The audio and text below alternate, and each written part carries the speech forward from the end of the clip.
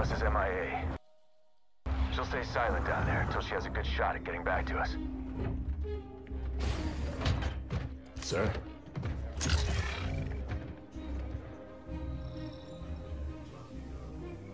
Isabel, this is Captain Cutter. I know who you are. James Cutter. Captain of the Spirit of Fire. You're supposed to be lost with all hands. Not so lost, it seems. What happened down there? I need to know what we're up against. Isabel? Isabel, report. Sir. 5 months ago, the portal from the Ark to Earth shut down without warning. A month later, he arrived. He? The Brute. Their leader. His name is Atriox.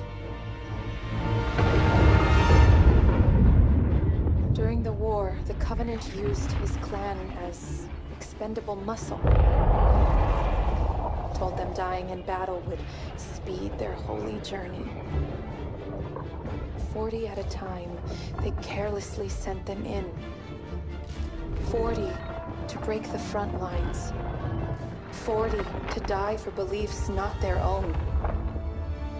None ever returned. Until he did. And so battle by battle, war by war, 39 brothers at a time, Atriox was born. With every victory, his legend and his hatred of the Covenant grew. Eventually, both were impossible to conceal. And they tried to banish him. And everything we know about the Covenant's 1,000-year history. Atriox was the first to defy the Covenant and survive.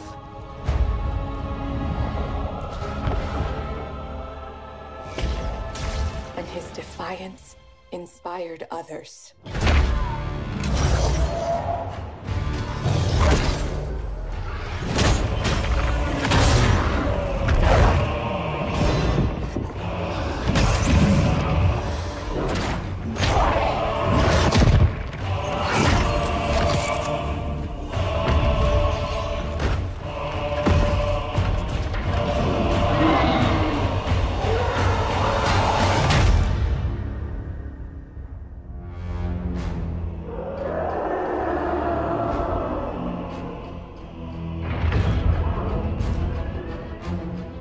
Atriox and his Banished raided Covenant resources, cutting a swath across the galaxy, growing in strength with each attack, gathering killers and mercenaries to his side.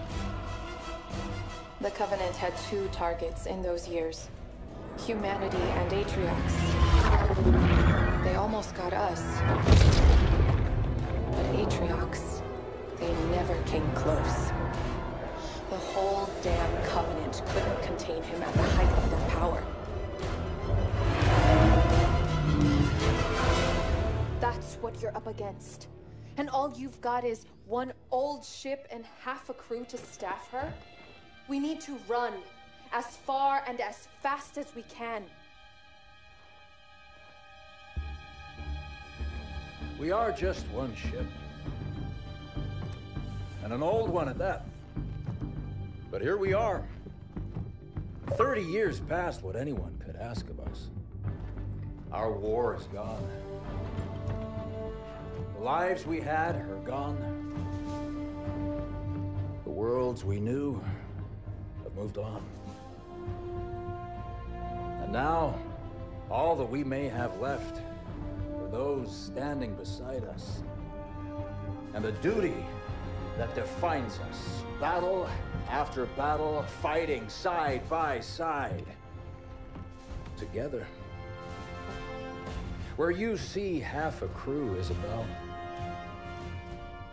I see family, courage, and 1,000 heroes who swore to fight their way through hell before they'd ever turn their backs and run. And where you see one old ship, I see home. And that is always worth fighting for.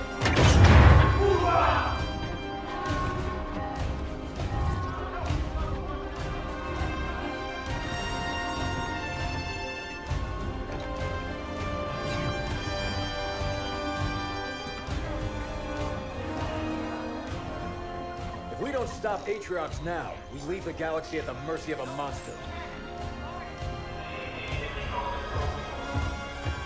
So no, Isabel. We won't be running anywhere today. Sir, yes, sir.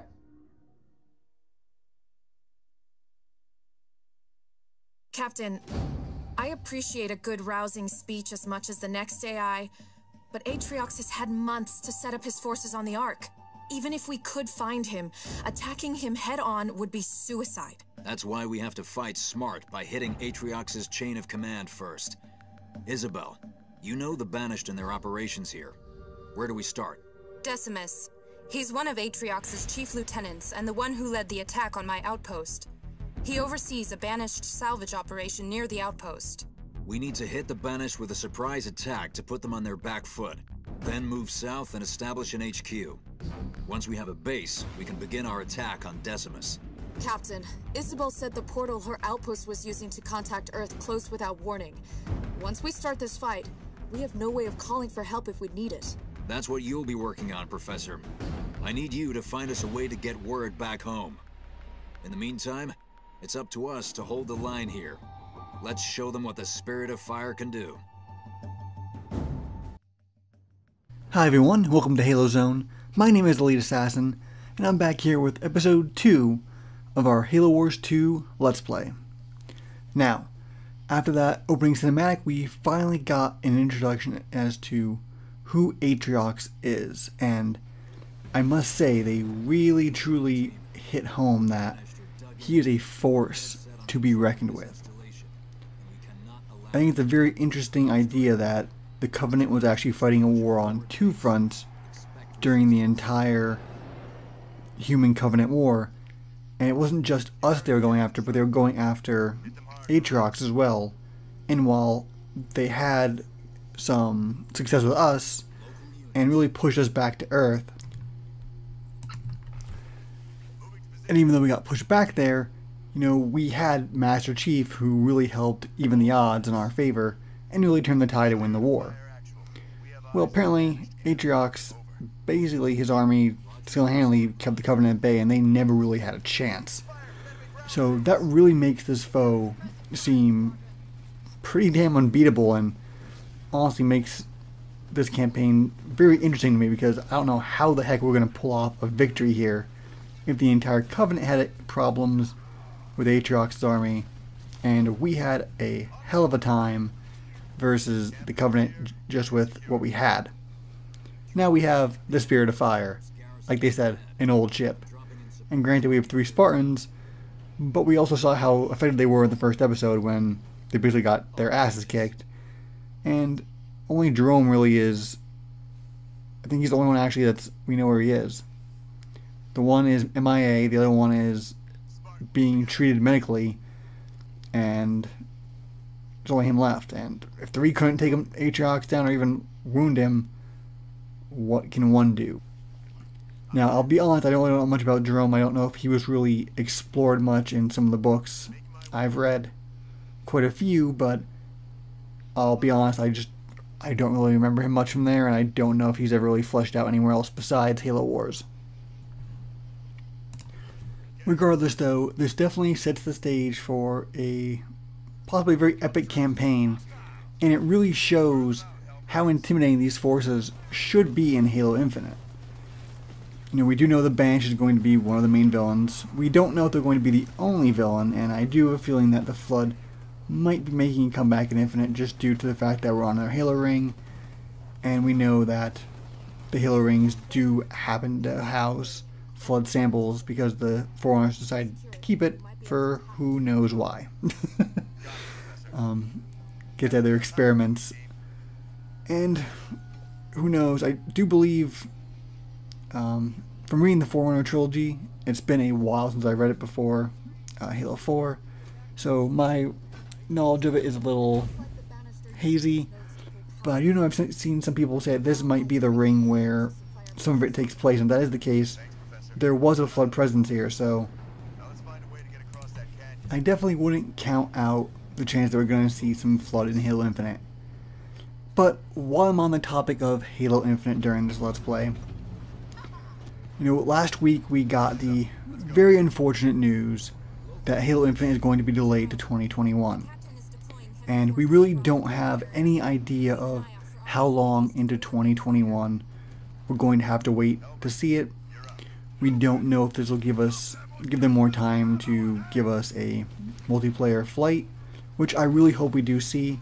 It'd be really great if we got a multiplayer beta or a testing flight sometime in the holiday season when we would have gotten Halo Infinite in the first place. That way, even though we don't have it, we kind of have it. You know what I mean? We at least have something Halo to play during this holiday. I'd be okay with that. And personally, I really do agree with the fact that the game should have been delayed. If they think it should have been, it was the right way to go. I made a video on my channel about over a month ago that basically called Halo Infinite Possibilities, No Chances Left. Because 343 has delivered us a bunch of Halo games that, let's be honest, weren't up to snuff when they released. While Halo 4 might have had a lot of features in the game, it lacked a lot of the core game types we were used to, and it was definitely the least Halo game to ever launch. Despite things like the BR not being 4-shot for what they called quote-unquote balance reasons, even though when it was put to a 4-shot, it didn't completely disrupt the balance at all. They didn't let them tweak anything else around that, so it was a decision made just to change. There were no static weapon spawns, and I mean, if you play Halo 4 at launch, you know why it was so divisive, especially up front. And it did get better eventually. Halo 5 was missing key features like Forge at launch. The MCC is what it is.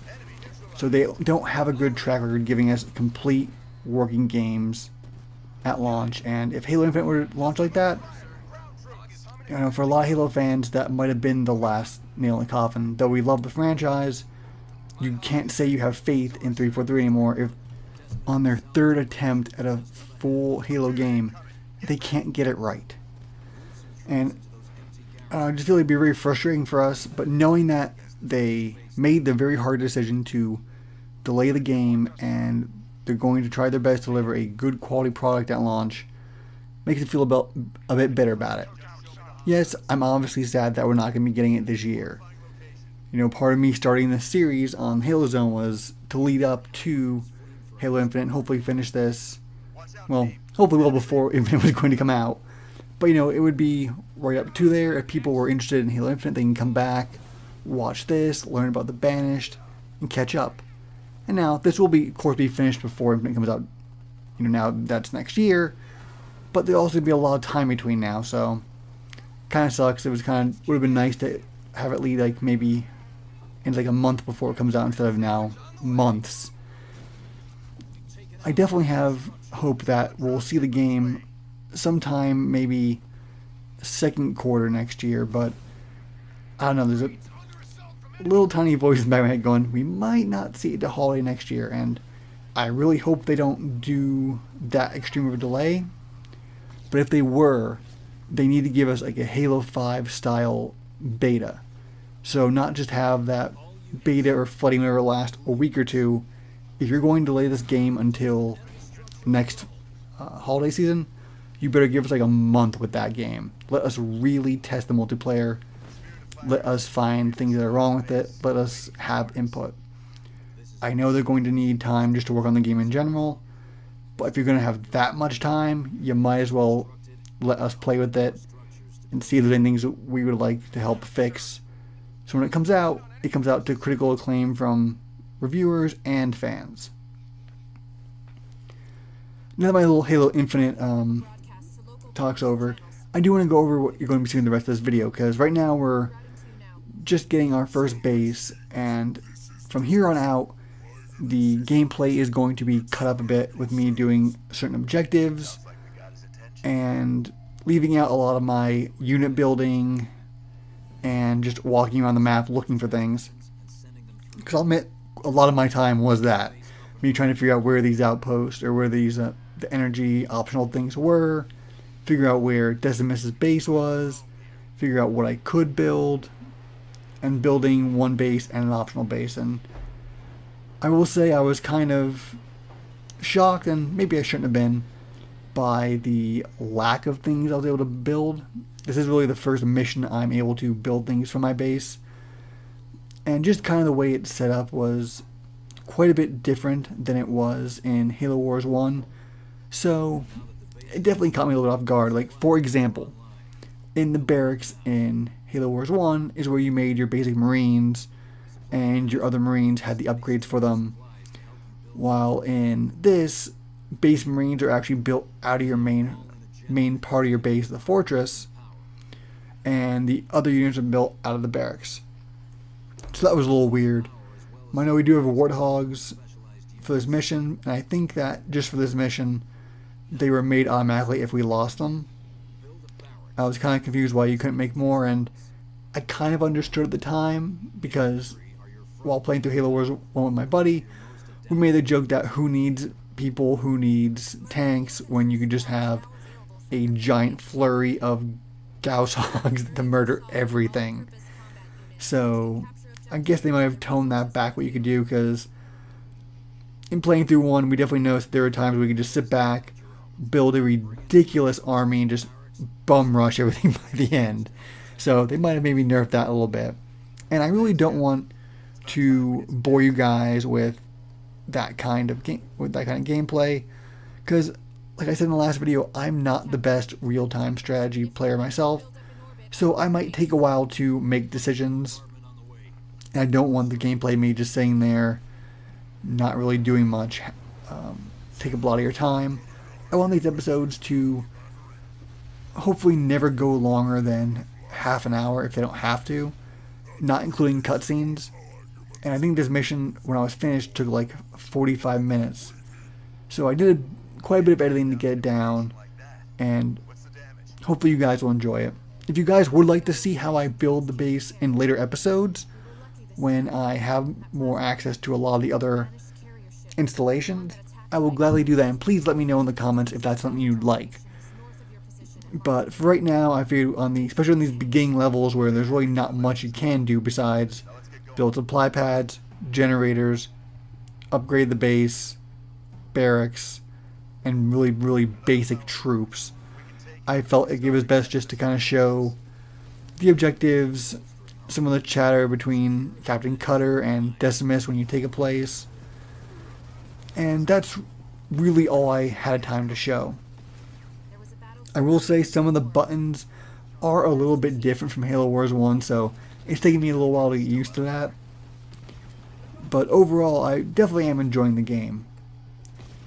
You know, the flamethrower troops definitely do a great job at taking out people who are in fortifications. The Warthogs are all around just good at dealing with enemies. And the little Marines do a good job when you put them in the fortifications or barracks or whatever they're called.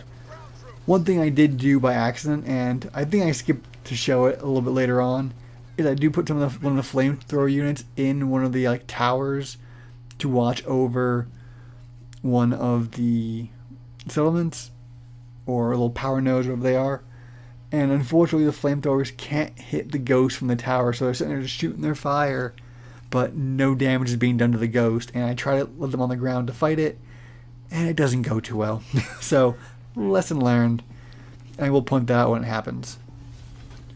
One thing I noticed with this game that it really didn't touch on much on the Halo Wars 1 campaign is the leader abilities. You know, the campaign for Halo Wars 1 never really told you about them, or that you had access to them. Actually, this is the base here, where the flamethrower is going to be put in that little tower there on the right to die. Sorry for the little interruption there. But like I said, the leader abilities in 1, you have the ability to call in a barrage of missiles, and my buddy and I are like, I forget what mission we're on, but we're only 5 missions away from the end of the game, and we just realized we had this orbital assault we could do. And we could be doing that for a while probably, but this game, you know, mission 2, they're already telling you, here's how you heal. And that's super, super useful.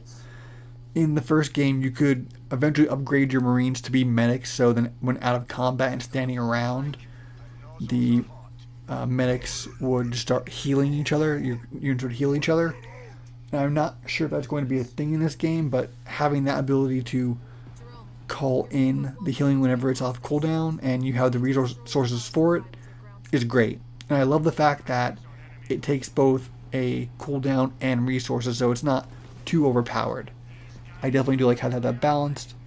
And I'm sure it's probably balanced for PvP as well, which, you know, outside of one PAX East showcase and having Unishek basically walk me through what I was doing for the fight, I really haven't touched the multiplayer at all in this game because, like I said, I'm not very good and it would not be a good time. And honestly, like I said, I played it once at PAX East, and if it wasn't for Unishek's help, I would have been definitely a lost case. And you see, I was exploring the map here, and I actually found another base. I figured that this game would also have that, and it feels a little weird on this map, I'm not going to lie, because you can only make troops or basic Marines and the flamethrower troops. So you can make a lot out of that one base. I don't know why they allowed you to make a second, and as you see, like, I have resources just overflowing at this point. And while I do have like half the units that I can make now, I do eventually max that out later on, just out of the one base here. I do make some out of the top base, just so I try to have a pincer attack on Decimus's base. But there are a bunch of hunters on the side where my pincer was going to come from, and none of those troops survive, unfortunately.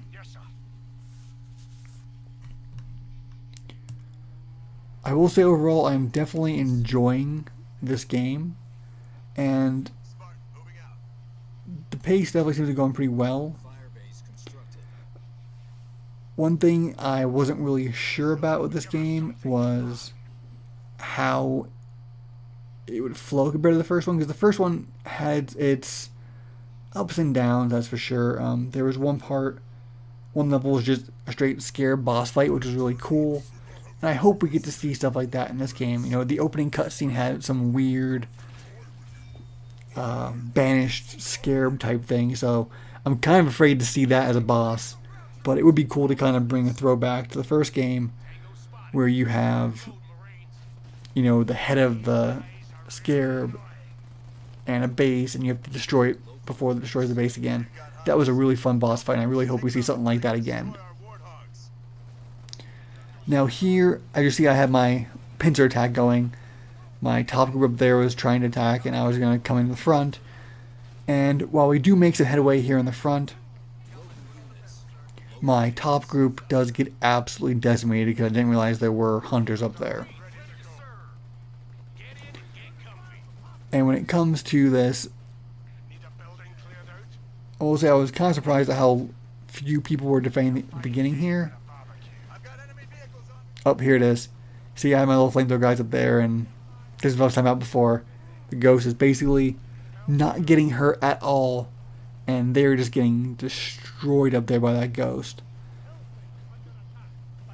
So I decided, like, you know what, I'll try to drop them down, and they just get absolutely murdered.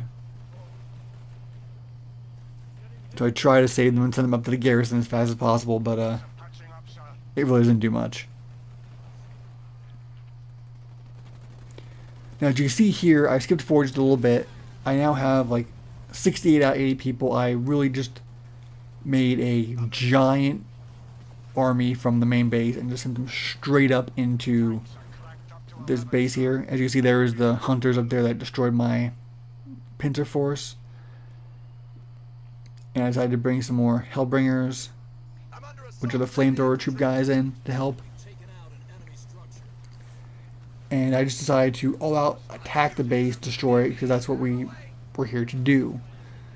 Luckily these guys are more than enough to take out the hunters up there.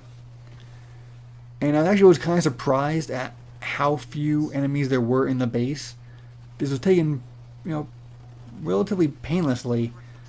I started here with like 77, I ended up with like usually 59 troops, which, you know, wasn't that bad of a loss. But I was definitely not expecting what happens after we destroy this base. And like I was saying before, I was hoping that we have boss fights like the Scarab.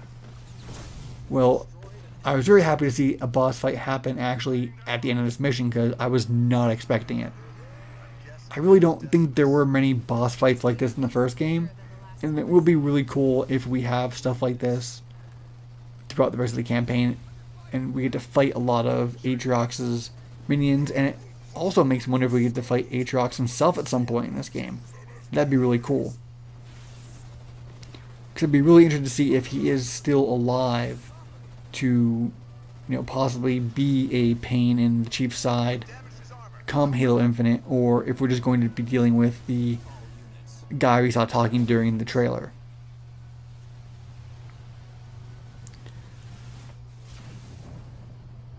Unfortunately, one thing, the boss here does have a big AoE super attack, and while I do a decent job, and let me put some air quotes for decent job of dodging it, there are quite a few times where a lot of my guys do get toasted by it.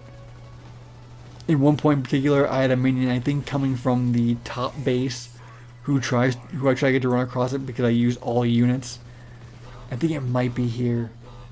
And unfortunately the poor guy just gets absolutely toasted.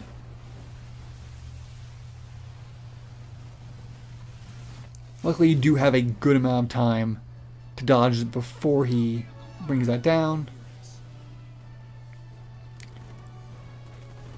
And the new wave of enemies comes in. But not the best. My reaction times aren't the best. And it was around here that I realized I had some units actually in the garrisons around the base. So I figured it was time to bring them out. Oh, here it is. See that little unit up top? I'm like, no, run! But he doesn't quite make it in time. And he gets toasted. At this point, I had actually lost quite a few people throughout this boss fight. It really did take out a lot of my units. I was kind of surprised, and he really is a damage sponge. Watch out, you got incoming. I am impressed, humans. We'll meet again. Now he's bombing his own base? Monster. Killing his own as casually as he kills us. Decimus must be trying to hide something. Search what's left.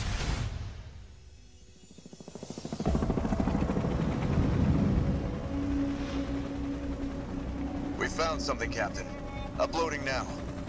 Isabel, can you decrypt this for us? Oh, this isn't good. I'm only recovering bits and pieces of data, but it all points to a cartographer. Cartographer? Who's that? Not who, what. I'll debrief you when you're back on the ship. This is gonna take a lot of explaining. Alright guys, as you saw, Decimus unfortunately ended up getting away from us. And hopefully we'll have a chance to put him in his place next time we fight him. And hopefully he won't be so spongy and we have a better arsenal. Alright, hopefully you guys are enjoying this. Again, please let me know anything I could do to make this a better experience. I'm always open to make it better. Alright, thank you guys so much for watching. Please, if you enjoyed this, like the video, comment, and of course, subscribe to Halo Zone for more of this Let's Play and more great Halo content.